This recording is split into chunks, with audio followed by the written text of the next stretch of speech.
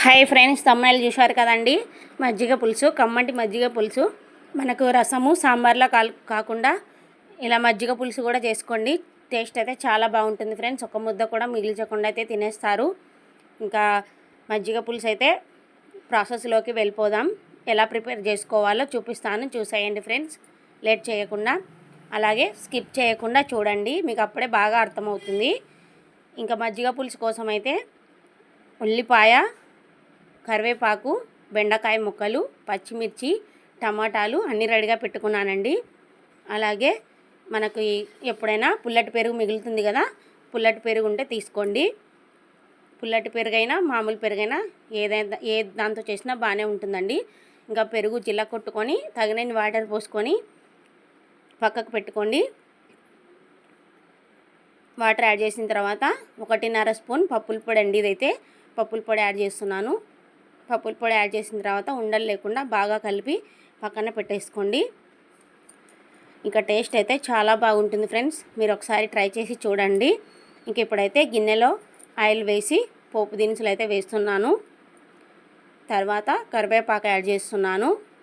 ఆ తర్వాత ఉల్లిపాయ, పచ్చిమిర్చి కూడా యాడ్ చేస్తున్నానండి.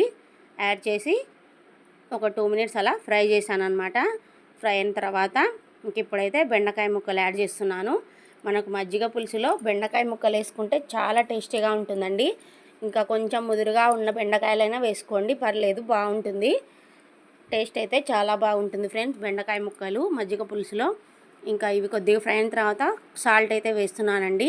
బెండకాయ ముక్కలు ఉల్లిపాయ మగ్గడం కోసమని సాల్ట్ వేసిన తర్వాత బాగా ఒకసారి లో ఫ్లేమ్లో పెట్టుకొని బాగా ఒకసారి కలిపి అవి కొద్దిగా ఫ్రై అయిన తర్వాత టమాటా కూడా యాడ్ చేస్తున్నాను.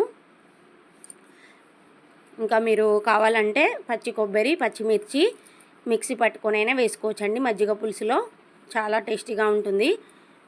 ఇంకా మూత పెట్టేశాను. ఒక 2 మినిట్స్ అలా మగ్గించాను అనమాట మూత పెట్టేసి. ఇంక ఇప్పుడైతే మనం మజ్జిగ మిశ్రమం పక్కన పెట్టుకున్నాం కదా, ఇందులోకి యాడ్ చేస్తున్నానండి.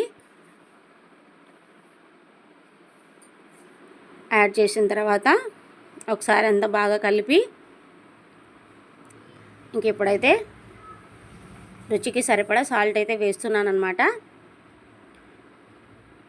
అలాగే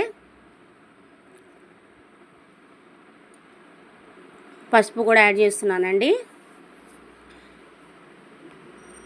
మీకు కొద్దిగా కారం ఎక్కువ కావాలంటే కొంచెం పొడి కారమైనా వేసుకోవచ్చు, స్పైసీ కోసమని. చూడండి, ఇంక ఇప్పుడు పసుపు వేసిన తర్వాత కలిపాను అనమాట. కలిపి బాగా ఉడకబెట్టానండి. కొంచెం ఉడికేటప్పుడు కొత్తిమీర అయితే యాడ్ చేస్తున్నాను. ఈ విధంగా ఉడకబెట్టుకోవాలి. బెండకాయలు అయితే కొంచెం బాగా ఉడికేంత వరకు ఉడకబెట్టుకోవాలన్నమాట. టేస్ట్ అయితే చాలా బాగుంటుంది ఫ్రెండ్స్. ఇంకా ఇది పాతకాలపు నాటి మజ్జిగ పులుసు అనమాట. మీరు కూడా ఒకసారి ట్రై చేసి చూడండి, చాలా బాగుంటుంది. అసలు మనకు రైస్లోకి అయితే చాలా టేస్టీగా ఉంటుంది. ఈ విధంగా చేసుకోండి ఫ్రెండ్స్, మీరు కూడా. ఓకే ఫ్రెండ్స్, నచ్చితే లైక్ చేయండి, షేర్ చేయండి, కామెంట్ చేయండి, అలాగే సబ్స్క్రైబ్ చేసుకోండి.